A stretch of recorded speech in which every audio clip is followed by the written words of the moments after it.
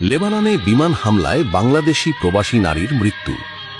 লেবাননের রাজধানী বৈরুতের হামরা এলাকায় ইসরায়েলের বিমান হামলায় দীপালি, পিতা শেখ মোফাজ্জাল, মাতা রোজিনা খাতুন নামের এক বাংলাদেশি প্রবাসী নারী নিহত হয়েছেন।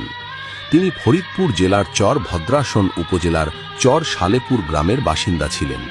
জানা গেছে, গত ৮ এপ্রিল বুধবার দীপালি তার কর্মস্থল কফিলের পরিবারের সঙ্গে অবস্থানকালে এই ভয়াবহ হামলার শিকার হন। প্রাথমিক তথ্য অনুযায়ী একই হামলায় তার কফিল এবং কফিলের পরিবারের আরও কয়েকজন সদস্যও নিহত হয়েছেন। স্থানীয় এক প্রতিবেশীর মাধ্যমে এসব তথ্য পাওয়া গেছে।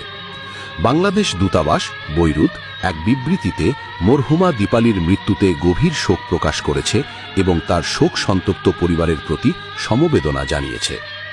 স্থানীয় পুলিশ সূত্রে জানা গেছে, দীপালির মরদেহ বর্তমানে বৈরুতের রফিক হারিরি হাসপাতালের মর্গে রাখা আছে। মরদেহের অবস্থা এবং পরবর্তী করণীয় বিষয়ে দূতাবাসের পক্ষ থেকে সংশ্লিষ্ট কর্তৃপক্ষের সঙ্গে যোগাযোগ অব্যাহত রয়েছে।